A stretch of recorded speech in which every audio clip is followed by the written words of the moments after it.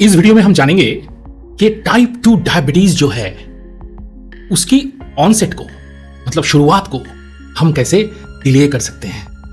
और हम ये भी जानेंगे कि अगर हमें पता चल जाती है कि हमें टाइप 2 डायबिटीज होने वाला है तो उसको बिल्कुल ही कैसे हम रोक सकते हैं।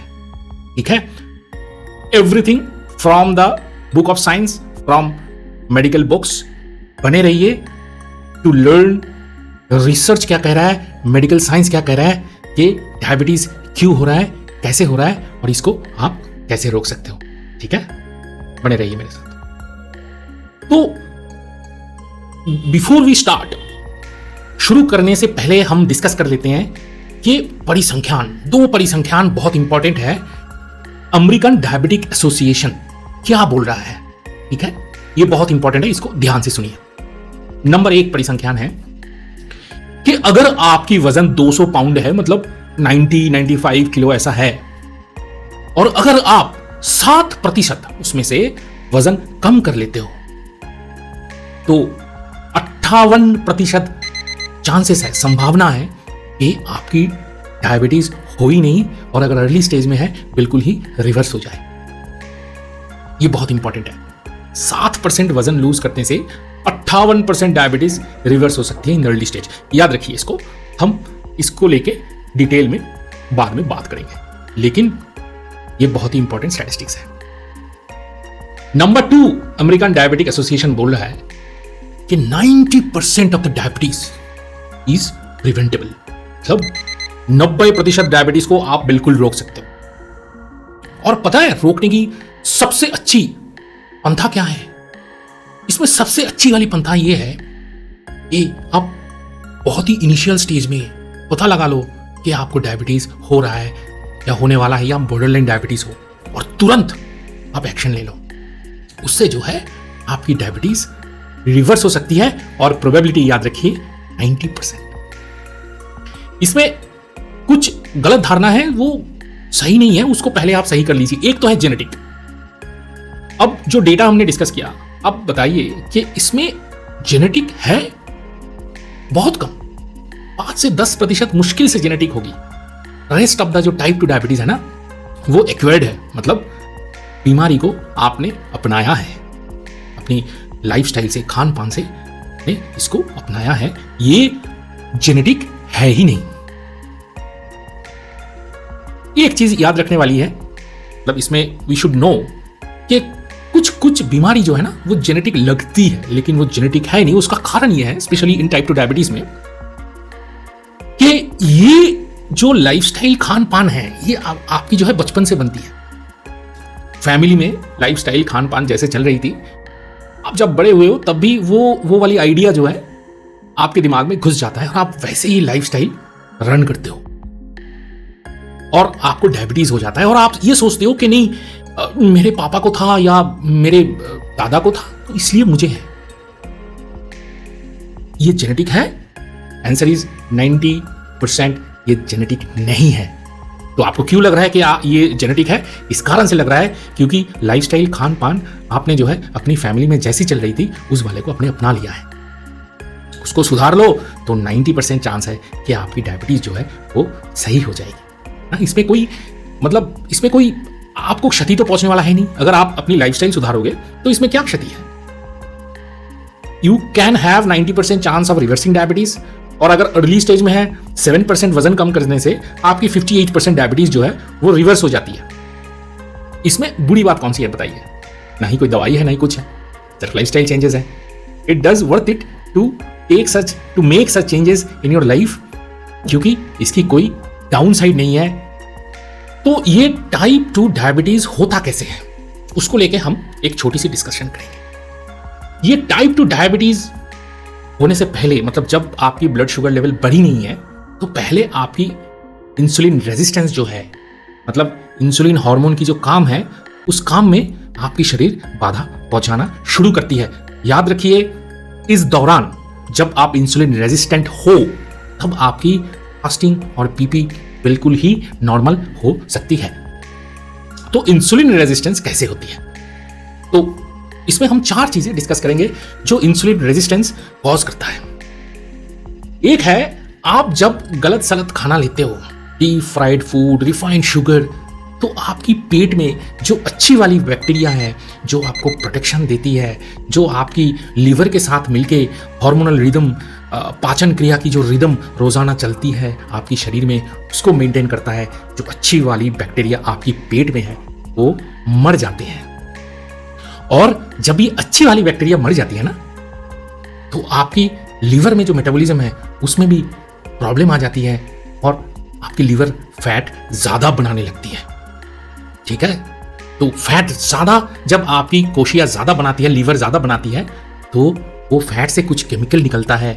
ये फैट आपकी कोश में जाके जमा होती है और कोश की जो सिग्नल है, सिग्नलिंग पावर है कि इंसुलिन को काम करने के लिए जो सिग्नल कोश भेजता है ना, उसमें दिक्कत आ जाती है और फिर इंसुलिन के काम में बाधा आने लगती है। तो ये रहा नंबर 1, इंसुलिन रेजिस्टेंस कैसे होता है। नंबर 2 है डिसरप्टेड सर्केडियन रिदम। पूरी दिन हम खाना खा रहे हैं, पूरी रात हम जगे हुए हैं, तो इससे भी आपकी बॉडी की जो मेटाबॉलिज्म है, जो सुबह बढ़नी थी और रात में कम होनी थी, आपकी हार्ट रेट सुबह बढ़नी है, रात में कम होनी है, आपकी ब्लड प्रेशर सुबह नॉर्मल होनी है और रात में जब आप सोओगे, रेस्ट लोगे तो वो नीचे आनी है। ये रोजाना रिदम जो है इसकी डिसरप्शन हो जाती है। हार्मोनल रिदम डिसरप्शन होने से आपकी बॉडी स्ट्रेसफुल हो जाती है और आपकी बॉडी जब स्ट्रेसफुल हो जाती है तो ये ज़्यादा खाना जमा करती है, तो इससे भी फिर से आप इंसुलिन रेजिस्टेंट हो सकते हो। तो नंबर 3 क्या है। नंबर 3 है इंक्रीज्ड स्ट्रेस।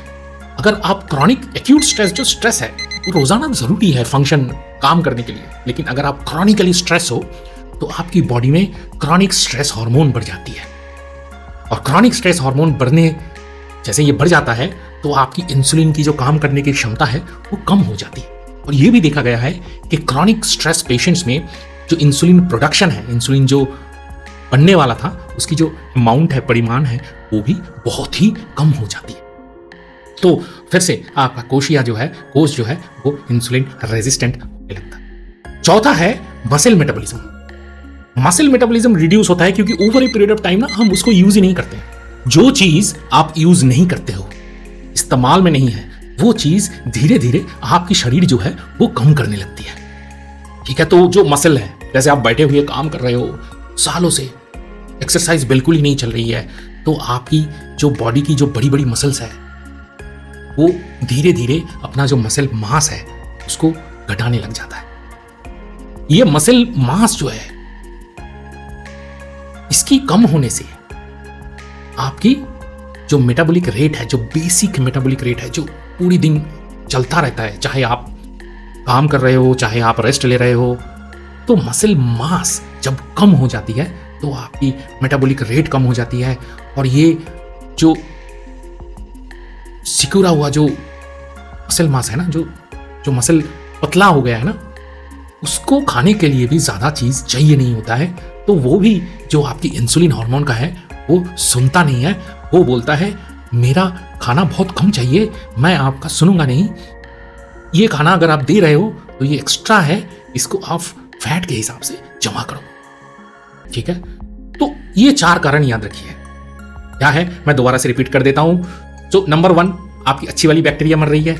नंबर 2 आपकी सर्केडियन रिदम जो है वो डिस्टर्ब हो रही है। नंबर 3 आपको क्रॉनिक स्ट्रेस हो रहा है। और नंबर 4 ये आपकी मसल मास जो है, जो उसकी जो परिमाण अमाउंट है वो घट रहा है जैसे आपकी उम्र बढ़ रहा है, उसके चलते आप इंसुलिन रेजिस्टेंट हो रहे हो, आपकी मेटाबॉलिज्म जो है वो कम हो रहा है। तो जैसे ही आपकी मेटाबॉलिज्म कम होता है ना, तो आप इंसुलिन रेजिस्टेंस भी होते हो। तो ये 4 फैक्टर के चलते आप इंसुलिन रेजिस्टेंट होते हो। और जैसे ऑलरेडी हमने एक्सप्लेन किया, अगर आप इंसुलिन रेजिस्टेंट हो रहे हो तो आपकी बॉडी जो है वो फैट जमा करती है। फैट बॉडी 2 जगह जमा कर सकती है। कुछ लोगों में फैट स्किन के अंदर जमा होती है, तो वो बाहर से फैटी दिखने लग जाते हैं कि नहीं, इनकी जो बॉडी फैट परसेंटेज है वो बहुत ही हाई है। उनकी जो है लीवर में भी फैट हो भी सकती है और नहीं भी हो सकती है। और कुछ लोगों में ऐसा है कि चर्बी जो है वो बिल्कुल लीवर में जमा हो रही है, पेट के अंदर जमा हो रही है, उनको फैटी लीवर है, उनकी ब्लड में कोलेस्टेरॉल ज्यादा है, लेकिन वो बाहर से पतले दिख रहे हैं। लेकिन वो बाहर से पतले दिखे या ना दिखे, अगर वो इंसुलिन रेजिस्टेंट है तो उनको टाइप 2 डायबिटीज अगर आज नहीं है तो वो होने वाला है। तो हमने क्लियर कर लिया कि टाइप 2 डायबिटीज कैसे होता है। अब टाइप 2 डायबिटीज दिखने कब लग जाता है, वो आपको कब पता चलता है कि मुझे टाइप 2 डायबिटीज हुआ है? आपको तब पता लगता है जब आपको आपकी जो फास्टिंग और पीपी शुगर है वो आपको ज्यादा दिखता है कि नहीं, बताइए। लेकिन उससे बहुत पहले 3 से 5 साल पहले भी आप चाहो तो आपको पता लग सकती है कि आपको डायबिटीज होने वाला है। और वो क्यों है वो मैं एक्सप्लेन करता हूं इधर, क्योंकि इसको जानना बहुत ही इंपॉर्टेंट है। अगर ये आपको पता लग जाती है कि नहीं मैं उस कगार में हूं कि मुझे डायबिटीज हो जाएगी 3 से 5 साल में, तो आप इसको बिल्कुल उस स्टेज में प्रिवेंट कर सकते हो। ठीक है, 90% प्रिवेंशन रेट है, आप बिल्कुल इसको प्रिवेंट कर सकते हो। तो जब आप इंसुलिन रेजिस्टेंट होते हो ना, कि आपकी जो कोश है वो आप इंसुलिन की जो है वो सुन नहीं रहा है, तो आपकी शरीर क्या करता है, इंसुलिन लेवल को बढ़ा देता है। और इंसुलिन लेवल को बढ़ा के वो ब्लड शुगर को जो है वो कंट्रोल में रखता है। फास्टिंग पीपी आपको नॉर्मल मिलेगा, लेकिन इंसुलिन रेजिस्टेंस होने के कारण आपकी इंसुलिन लेवल बढ़ी रहेगी। तो फास्टिंग पीपी से डायबिटीज, स्पेशली जो बॉर्डरलाइन या प्री डायबिटीज का है, उनकी स्क्रीनिंग वो अच्छी वाली नहीं है। तो हम बाद में डिस्कस करेंगे इसके बाद कि कैसे आपको पता लग सकता है कि आप प्री डायबिटीज हो और आपको डायबिटीज होने वाला है, क्योंकि वो विंडो ऑफ अपॉर्चुनिटी है, उसमें आप डायबिटीज को बिल्कुल रोक सकते हो।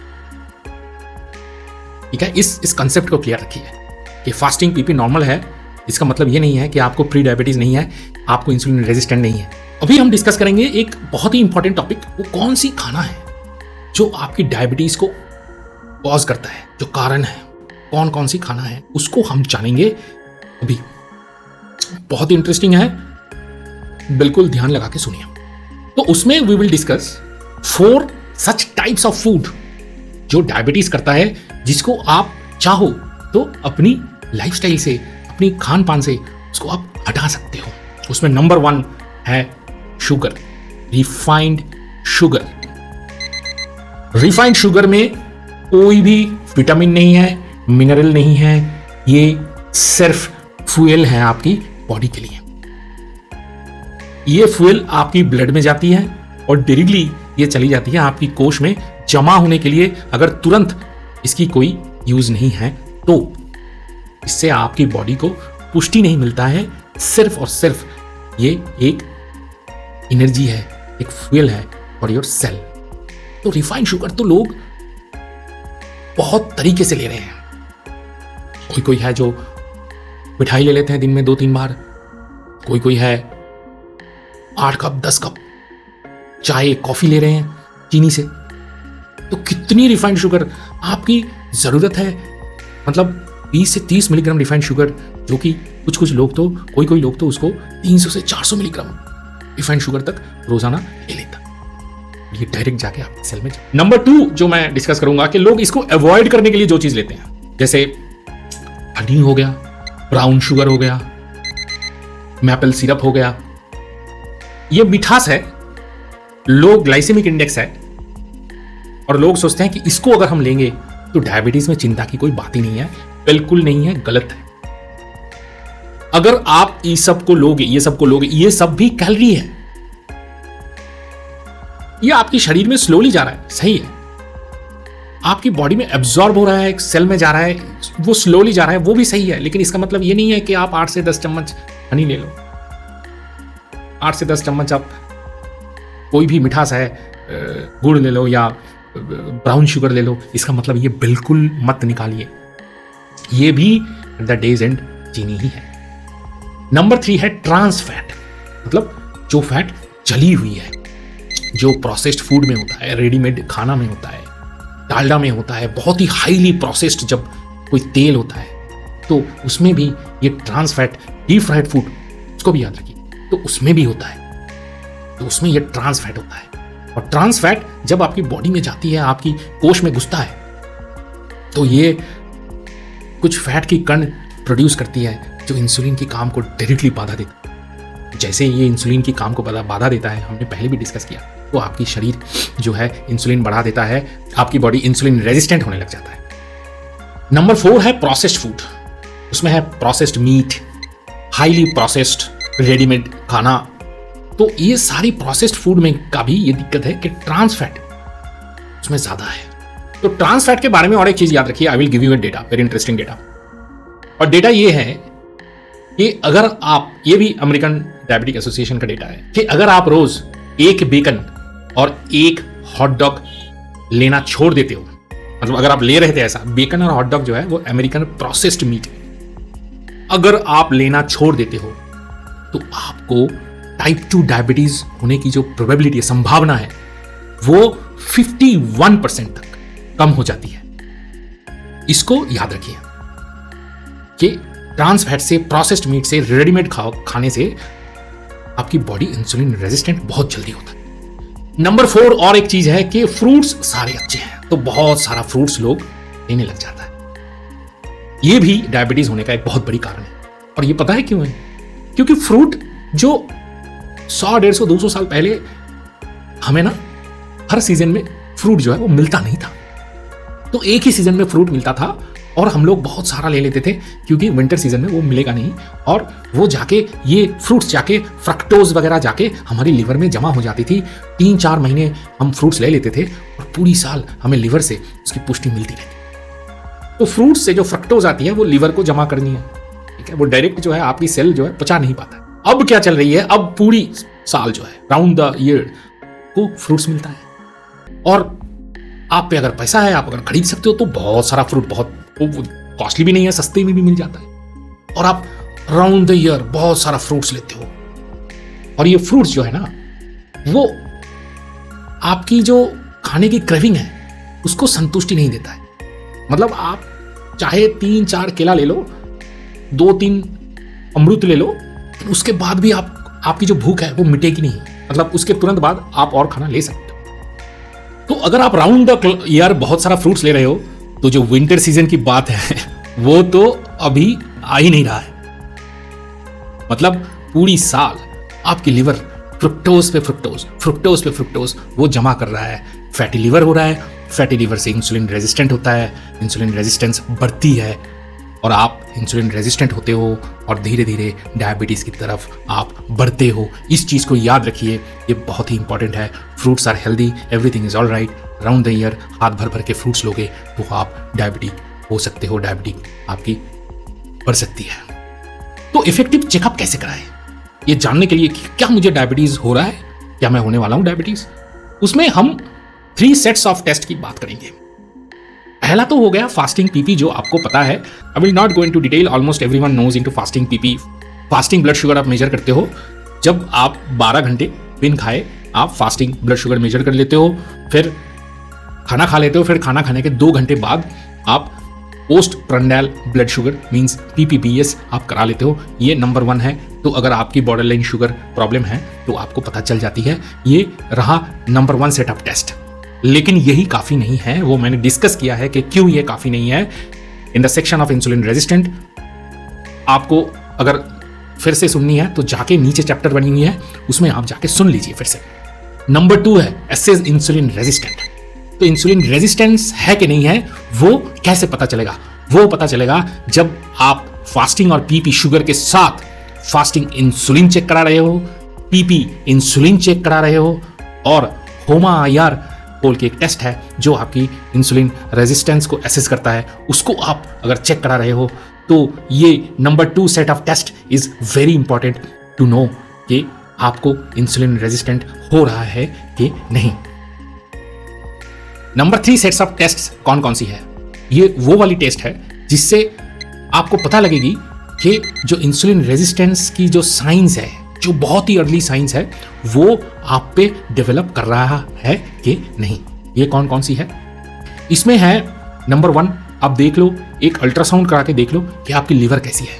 अगर आपको फैटी लिवर है तो इसका मतलब ये है कि आप इंसुलिन रेजिस्टेंस, आपको अगर इंसुलिन रेजिस्टेंस नहीं है तो आपको होने वाला है। अगर नहीं भी है इंसुलिन रेजिस्टेंस तो आपको होने वाला है। ठीक है? नंबर 2 है ट्राइग्लिसराइड और HDL का रेशियो। अगर आप कोलेस्टेरॉल अपनी मेजर कराते हो और उसमें ट्राइग्लिसराइड, अगर जो आपकी HDL कोलेस्टेरॉल है उसका 4.5-5 गुना से भी ज़्यादा है, ये ratio TG divided by HDL cholesterol, अगर इसकी रेशियो 4.5-5 गुना से ज़्यादा है, इसका मतलब है आप इंसुलिन रेजिस्टेंट होने वाले हो। तीसरा है कि बॉडी फैट परसेंटेज करा लो, देख लो कि आपकी बॉडी में फैट परसेंटेज कितना है। ये आप फैट कैलिपर से करा सकते हो, या और एक टेस्ट होता है डेक्सा, तो डेक्सा स्कैन करा सकते हो, उससे बिल्कुल पता चल जाएगा कि आपकी बॉडी में फैट कितनी है। 25% के ऊपर तो फैट बिल्कुल ही नहीं होनी चाहिए बॉडी में। या फैट कैलिपर मिलता है, ऑनलाइन में मिल जाएगी किसी ई कॉमर्स वेबसाइट में, उससे आप खरीद सकते हो, लेकिन डेक्सा सबसे बेहतरीन टेस्ट है, ठीक है। तो इससे आप एसेस कर सकते हो कि धीरे धीरे आप इंसुलिन रेजिस्टेंट हो रहे हो कि नहीं। तो ये 3 चीज याद रखिए। एक तरफ आप देख रहे हो कि शरीर में शुगर कितनी है, दूसरी तरफ देख रहे हो कि इंसुलिन रेजिस्टेंट हुआ है कि नहीं, तीसरी तरफ आप देख रहे हो कि ऐसा कोई साइन और सिग्नल आपकी बॉडी तो नहीं भेज रहा है आपको कि मैं इंसुलिन रेजिस्टेंट होने वाला हूँ। अगर मैं इंसुलिन रेजिस्टेंट होऊंगा तो हो सकता है फ्यूचर में, भविष्य में मैं डायबिटिक भी हो जाऊँ। तो अपनी बॉडी की सिग्नल को सुनने के लिए ये ज़रूरी टेस्ट है, ठीक है। हम आगे बढ़ते हैं। अब हम जानेंगे ऐसी 6 स्टेप्स जिससे आप अपनी इंसुलिन रेजिस्टेंस को ही कम कर सकते हो। और अगर आप अपनी इंसुलिन रेजिस्टेंस कम कर लेते हो तो आपको डायबिटीज होने की संभावना बहुत ही कम हो जाती है और आप रिवर्स भी कर सकते हो। इसमें नंबर 1 जो चीज मैं डिस्कस करने वाला हूं वो बहुत ही इंपॉर्टेंट है, ध्यान से सुनिए। The first step is getting over your self. ये बहुत ही इंपॉर्टेंट है, क्योंकि अगर आप कुछ चीजें मानते नहीं हो तो आप उसको सुधारने के लिए स्टेप्स भी तो नहीं लेते। तो ऐसी कुछ गलत धारणाएं हैं जिसको हम आज चेंज कर लेते हैं। पहले बिफोर वी स्टार्ट के आप एग्जैक्टली क्या कर सकते हो, ठीक है। उसमें सबसे बड़ी गलत धारणा है कि मेरी अगर फास्टिंग और पीपी नॉर्मल है तो मुझे डायबिटीज है नहीं, मैं बिल्कुल खुश हो जाता हूं। नहीं, ऐसा नहीं है। अगर आपने पूरी वीडियो ढंग से देखी है, हमारी डिस्कशन सुनी है, तो आपको पता लग गई है कि फास्टिंग पीपी आपकी नॉर्मल हो सकती है, लेकिन इंसुलिन रेजिस्टेंस आपकी बढ़ी रह सकती है और इसके चलते आपकी फास्टिंग पीपी नॉर्मल है, लेकिन उसका मतलब ये नहीं है कि आप प्री डायबिटिक नहीं हो या डायबिटीज होने वाले हो नहीं। तो इस गलत धारणा को आप सुधारना। नंबर 2 है मैं ओबेज नहीं हूं। ये और एक गलत धारणा है, मैं मोटा नहीं हूं, मुझे डायबिटीज नहीं हो सकती। ऐसा बिल्कुल नहीं है। अगर आप मोटे भी नहीं हो तो भी आपको डायबिटीज हो सकती है। मैंने एक्सप्लेन किया कि कुछ लोगों पे जो स्किनी फैट होते हैं उनमें फैट जो है वो अंडर द स्किन जमा नहीं होती, तो बाहर से वो मोटे दिखते नहीं है, लेकिन उनके पेट में चर्बी जमा होती है, उनकी लीवर में चर्बी जमा होती है। उनको इंसुलिन रेजिस्टेंट बिल्कुल हो सकती है, रेजिस्टेंस बिल्कुल हो सकती है और वो डायबिटीज भी हो सकते हैं, ठीक है। इस गलतफहमी को सुधारिए।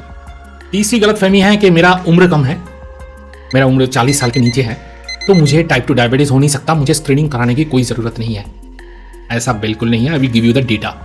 46% of type 2 diabetic in India are under the age of 40 years. Around 50% के आसपास डायबिटिक जो है वो 40 साल के नीचे है। तो अगर आपकी उम्र कम है तो भी स्क्रीनिंग करानी चाहिए ना, क्या? चलिए आगे बढ़ते हैं। चौथा पॉइंट ये है कि मेरी फैमिली में मेरे पापा को या मेरे ग्रैंडफादर को नहीं था डायबिटीज, तो मुझे भी नहीं हो सकता। ऐसा बिल्कुल नहीं। अगर उनको नहीं था, ठीक है, उनकी रहन सहन लाइफस्टाइल सही रहा होगा, लेकिन हो सकता है कि आपकी जो लाइफस्टाइल, करंट लाइफस्टाइल है, रहन सहन है, वो सही नहीं है। हमने क्या डिस्कस किया कि लाइफस्टाइल सुधारो तो 90% डायबिटीज ठीक हो सकती है। उल्टा भी सही है ना, लाइफस्टाइल को अगर गलत करोगे तो 90% चांसेस ऑफ हैविंग डायबिटीज भी हो जाती है। तो ऐसा बिल्कुल मत सोचना कि जस्ट बिकॉज योर फादर और your grandfather did not have diabetes तो आपको डायबिटीज नहीं हो सकती। बिल्कुल हो सकती है, ठीक है। पहले गलत धारणा को सुधारिए और इसके ऊपर जाइए। हम बढ़ते हैं आगे। तो नंबर 2 स्टेप क्या है? नंबर 2 स्टेप है कि आपकी जो स्क्रीनिंग है वो इफेक्टिव स्क्रीनिंग होनी है।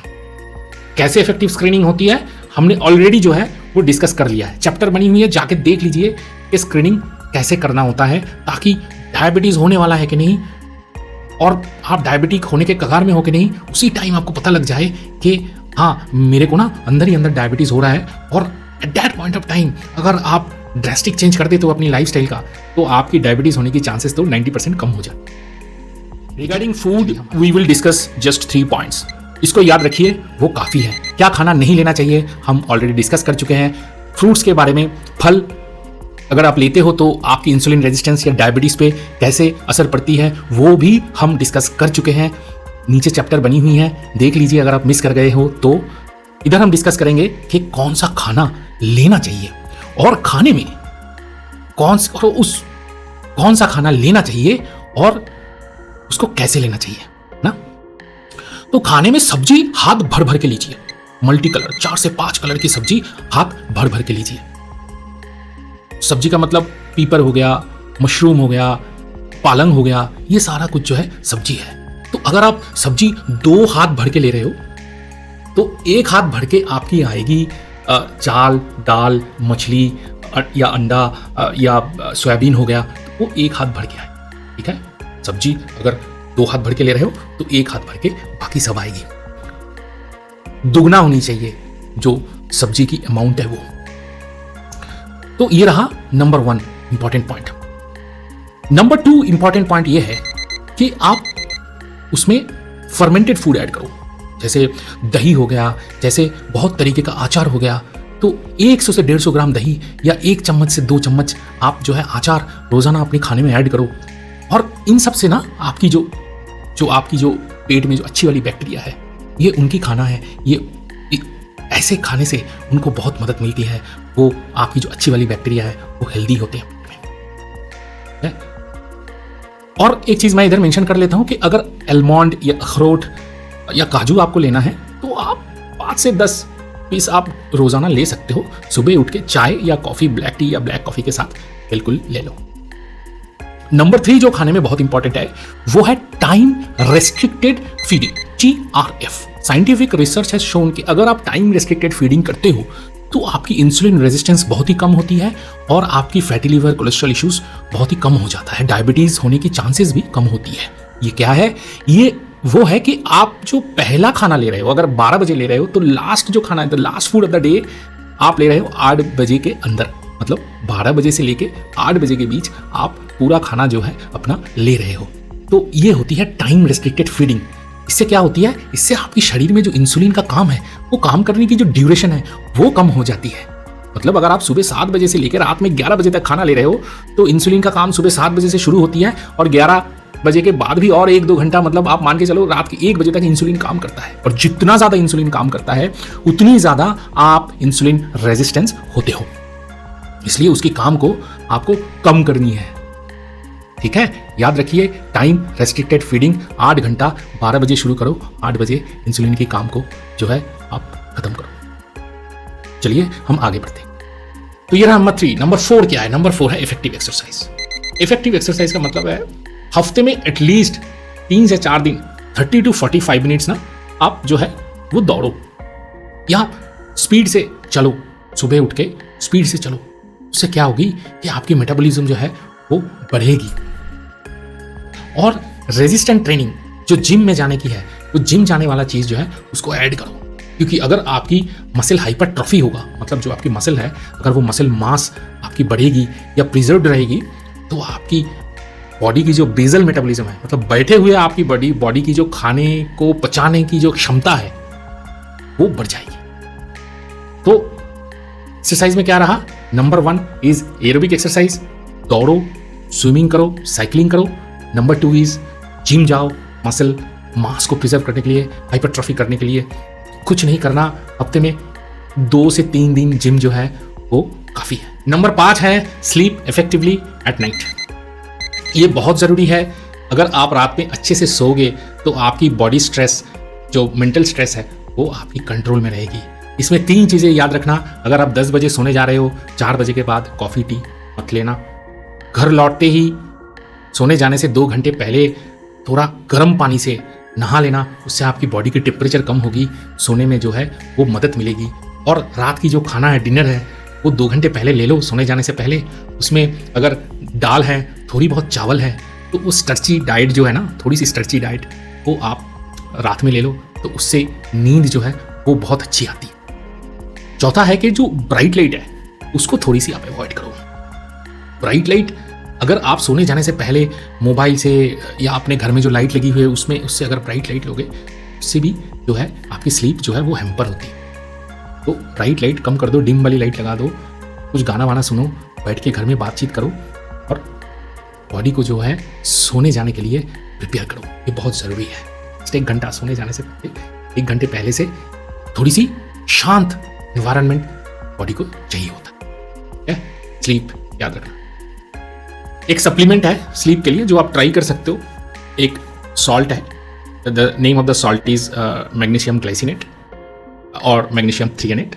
ये आपकी शरीर में एब्जॉर्ब हो जाती है। It is just a salt, it goes to your brain और आपकी ब्रेन को शांत होने में मदद पहुंचाती है। तो नंबर 6 क्या है? नंबर 6 है, जैसे आपने बॉडी को कूल किया, सोने जा रहे हो, मेंटली भी तो कूल होना जरूरी है ना। उसके लिए मेडिटेशन करो। तो मेडिटेशन की प्रोटोकॉल क्या है? मेडिटेशन की प्रोटोकॉल बहुत ही आसान सा है। Scientific research study has shown, research में ये पता चला है कि अगर आप 15 मिनट किसी एक जगह कंफर्टेबली बैठते हो, आंख आपकी बंद होनी चाहिए, मुंदी हुई होनी चाहिए, और उसमें अगर आप ये जो फोरहेड की जो मिडिल है उसकी 1 इंच अंदर एक पॉइंट को आप कल्पना कर लेते हो, इमेजिन कर लेते हो और वहां पे कंसंट्रेट करते हो और अपनी ब्रीदिंग को ऑब्जर्व करते हो फॉर 15 मिनट्स, तो आपकी फोकस बेटर होती है, आप रिलैक्स्ड होते हो, आपकी कंसंट्रेशन बढ़ती है, काम करने की क्षमता बढ़ती है, स्लीप अच्छी होती है। इतने सारे अच्छे इफेक्ट्स हैं। और जब आप ये कर रहे होगे तो आपकी जो थॉट्स है वो आती जाती रहेगी। कभी कभी ऐसा हो सकता है कि आप अपनी थॉट को चेज करते हुए बहुत दूर निकल गए। डोंट वरी, ऐसा होता है, सबके साथ होता है। फिर you bring back the focus to the earlier place, मतलब आपकी जो फोरहेड है उसकी 1 इंच अंदर आप कंसंट्रेशन को लाओ और उसी में फोकस करके अपनी ब्रीदिंग को देखते रहो और 15 मिनट्स ऐसा रोजाना प्रेक्टिस करोगे तो आप रिलैक्स्ड रहोगे, ये फोकस बेटर होगी, स्लीप बेटर। ठीक है, चलिए, बहुत लंबी हो गई वीडियो, अवेयरनेस वीडियो है, बहुत कुछ समझाना है तो ये लंबी हो ही जाती है। कोई सवाल है तो पूछ लेना कमेंट सेक्शन में।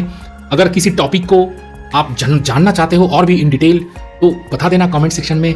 हम जो है दूसरा वीडियो बना के कोशिश करेंगे आपकी जितनी भी क्वेरीज है उत्तर देने के लिए from the book of medical science and research works. Thank you for listening.